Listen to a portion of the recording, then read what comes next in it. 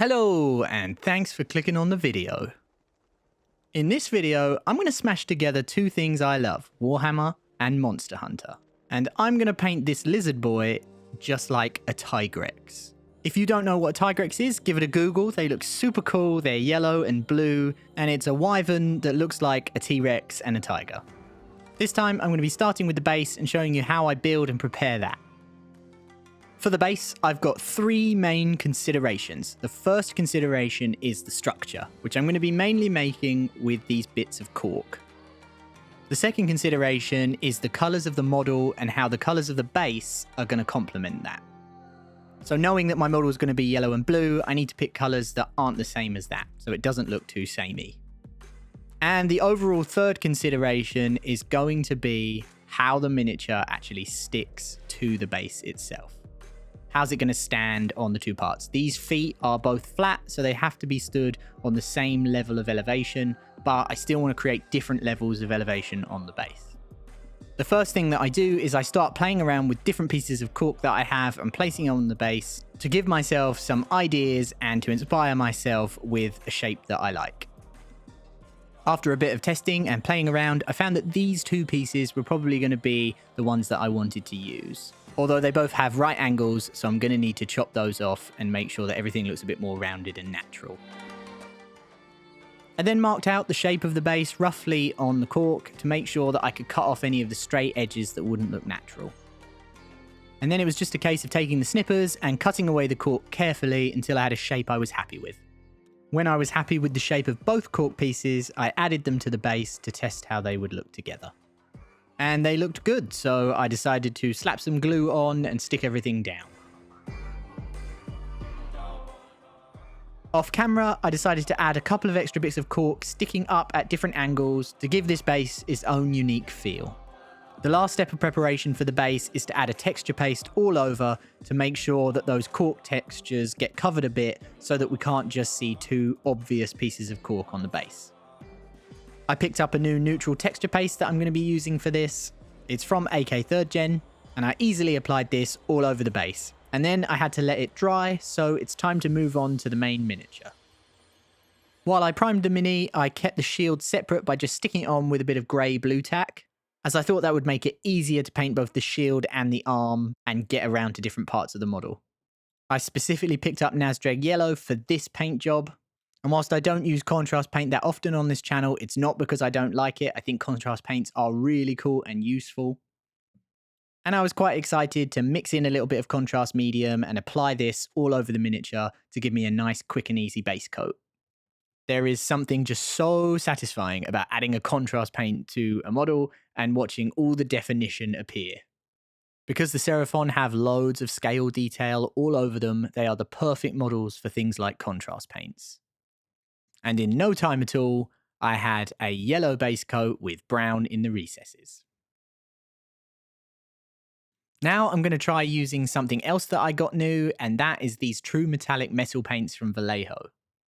In the past, I've found it hard to work out how to highlight certain metal colors that I use and how to shade them. And so this range is really good for someone like me, because it gives me a set of matched colors that I know will work well together. These paints are probably supposed to go over a black base coat, but I'm putting them over a white base coat. And the base color of aged metal here is still applying over this white base coat really well. I had to apply the aged metal over all of the metal details on the miniature as well, not just on the shield, so I did that next.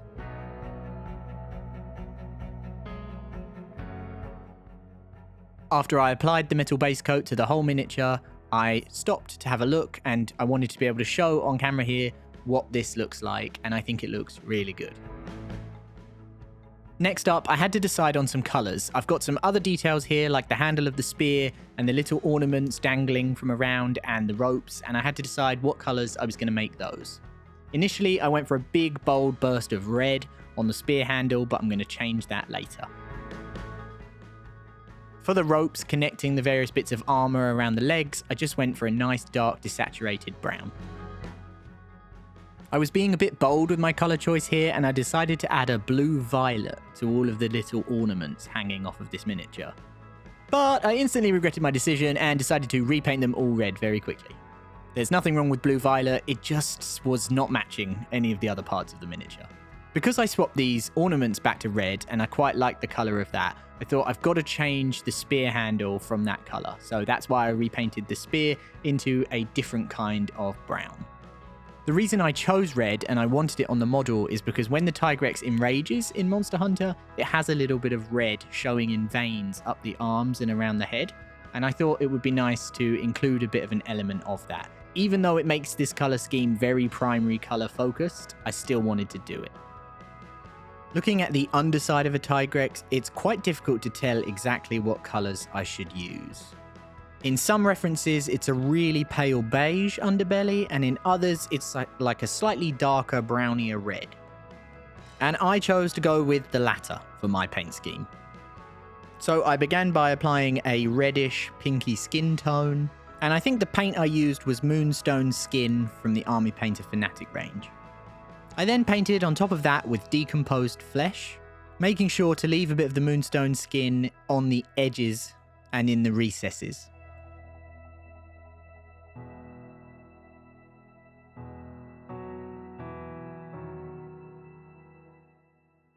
When I finished that layer, this is what it looked like. And then it was time to add a final layer of highlight to this, using Pale Flesh from Vallejo Game Color. And I tried to only apply this to the parts of this underbelly that were facing forward or upwards, and not the parts facing downwards. With that looking good, it's now time to move on to the next bit, and that's going to be the really important blue markings. Looking at my references, the Tigrex has an almost completely blue top to his head. He does have a tiny strip of yellow just above his mouth, so I'm going to leave that in, but the rest of the top of his head is basically all blue. And that will look a little bit like this. I think it's really cool. It kind of makes him look like he is wearing some kind of mask. I went around the back of the model and I began to sketch in the rough areas where I was going to have my stripes. When I looked at my reference of a Tigrex, I figured out that most of the stripes on the back were occurring every other scale of the big scales it has. So I did the exact same thing here on the seraphon. Every other big spine on his back, I decided to make blue and build a stripe out from it. Until eventually, I had something that looked like this. And I've covered the whole of the back of the model, including the arms, the legs, and the tail, all with blue stripes. I decided that next I would fix up a few things that weren't looking quite right. One of those was the knee over here that just had a bit too much of the dark shade color on it, and this part of the arm where I accidentally got two of my stripes a bit too close together. It was a bit tricky to guess a yellow color that would match the Nazdreg yellow contrast, but eventually I found something that I thought it was okay, and I just found that through a bit of experimentation with the various yellows that I had. Then it was time to paint the little toe claws and the hand claws too. The next thing that I wanted to do was turn the hands and feet more brown. Tigrex has much darker brown feet than the rest of his body, so that's what I also wanted to do on this miniature. I also thought it would add some visual interest to the hands and the legs if I created a kind of yellow to brown gradient on those parts. I began by gently glazing brown paint over, which was a bit watered down, but eventually found that I needed to add more solid, less watered down paint to get a nice solid brown on the ends of the hands. And when I'd done that, this is what the model looked like. And I think that brown really helps to add an extra dimension. Now I'm going to do a quick jump to the wet palette just to show that I was mixing between the brown and the yellow to create an intermediate color, and then I added that into the areas where the brown and the yellow met. If you get the color mixing right, you can get quite a convincing blend this way, and you don't have to do any wet blending. This is all just layering. I added some extra bright highlights to the toe claws and to the hand claws. And then I did a bit of general highlighting all around these new brown parts I just painted. Because they were a solid brown, they didn't have any highlights, and that would look weird if the rest of the model did have highlights. So I came in with a slightly lighter brown, mixed in with some ice yellow, and started to highlight some of the toes and fingers. Then continuing on the theme of highlighting, it was time to take a much brighter yellow. I think I used ice yellow, and come in and add that to all the edges of the scales. And this will take a little bit of a while, but it's super worth it because the effect you get really helps the definition on this miniature. And to show that difference, here's a little clip that shows how the bottom half of the model under the spear is not yet highlighted and the top half has that nice bright yellow highlight.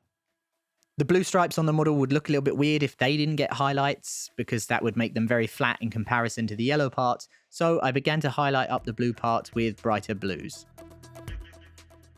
The base coat here was Imperial Blue by Vallejo Game Color, and then I moved up to Star Blue, which is a paint from AK 3rd Gen, and then I moved up even brighter to mixing in some Pastel Blue from AK 3rd Gen as well. I had to be careful with the ratios of the amount of these highlights I was using. I didn't want these areas to look too bright, but they had to look defined. So I tried to make sure that my final highlights of the brightest mix were only applied to small little areas, only on the top and very smallest edges of the scales. The previous clips only showed the head, but I wanted to show me doing a bit of the highlighting on the arms and the rest of the stripes across the back of the body. Because the scales are such a small detail, you really only need to touch a tiny bit of this highlight color to the very top or to the very edges, just like an edge highlight.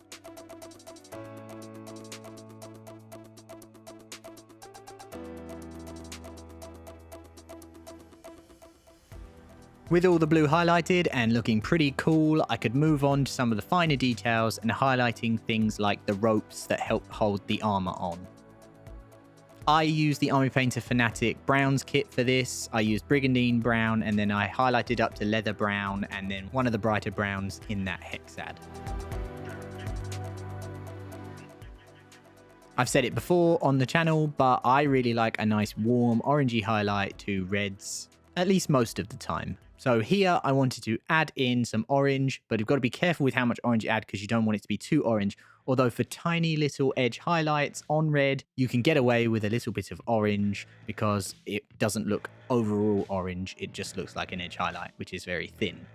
Deep down in my soul, I think I'm a massive fan of using lots of different colors. So on this paint job, I decided to stick to reds because otherwise I would just be adding far too many random colors. And I think one good tip for paint jobs is generally, if you can keep to fewer colors, then things will look less crazy and erratic overall. So in my headcanon, the spear tip is made from the same material that these hanging ornaments made from, and I highlighted all of them the same with the same types of orange being mixed into that red mix. The main reds that I was using was Wine Red and Blood Red from AK 3rd Gen. And then it was finally time to come back to this spear handle and to finally give it the color that I would stick with. And it was like a desaturated creamy beige color. And I applied rough brush strokes to create a bit of texture on the handle for some visual interest. Next up, I decided to go back to the metals and use the shade version of aged metal from the new True Metallic range to add a shade all over my metals. And then I used the highlight version of aged metal to come in and do all of the edge highlights. Very simple, which is always nice. I found this highlighting was really good and easy, but I thought, you know what, I could probably even try to push this highlighting even further. So I grabbed the highlight version of Sterling Silver and thought, what if I add this? Will it add this huge pop of contrast that will make the metal look more shiny?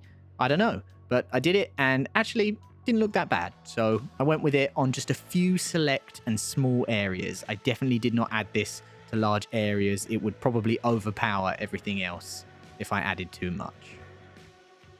As I finished up the highlighting on the metal on the actual Mini rather than the shield, that was basically everything I wanted to do on the Mini. So then it was time to move back to the base. And now that the texture paste had dried, it was time to cover it in a quick layer of black primer. And then after the black primer, I did a base coat of Flat Earth from Vallejo Model Color. To create a different tone within the base, I decided to add a grey, in this case deep grey from Army Painter Fanatic, to the sides of some of the rocky parts, and then I covered the whole thing in an Agrax Earthshade wash. I love using washes on bases because they fill in all the deep recesses and give you really quick shading. I then used a dry brush to dry brush on some increasingly light browns, being more gentle with my second round than my first round. And to get these kinds of colours, you can do something simple like add ice yellow to your brown. Although I think I was using light brown from Vallejo Model Color. For the rocky bits sticking up out of the base, I decided to come back and add a bit more grey to them, and then to highlight them with some lighter greys. Then to finish up the base, I added a whole bunch of very small stones and bits, and then covered that with some fixer so that it would glue it into place. And I find the fixer is a little bit thick, so you might want to come in with a toothpick if you're using that product and just thin it out so that it doesn't cause any big gloopy parts on your base. And then I super glued the feet of the miniature and stuck him in place on the base. When I had figured out the exact way I wanted him to stand and I was happy, it was time to add the last tiny details. And these were crucial because I didn't want the base to be too brown overall because it would match all of the yellowy brown tones on the model. So I wanted to add in a pop of green, and that meant covering the base with a few different tufts. And then it was all finished.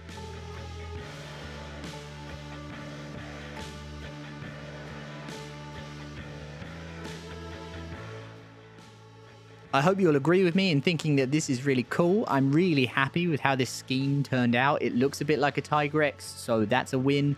And overall, I just really like it. I think if you had a whole army of these as seraphon, it would look fantastic on the tabletop. Doing this kind of painting opens up a world of possibilities. I could try seraphon as other monster schemes from Monster Hunter. I could do more Tigrex. I could even take bigger, different units of the seraphon and paint them in many different ways. So maybe I'll do all that in the future, or maybe not. I don't know. But regardless, I hope you enjoyed the video, and I hope you'll join me for the next one.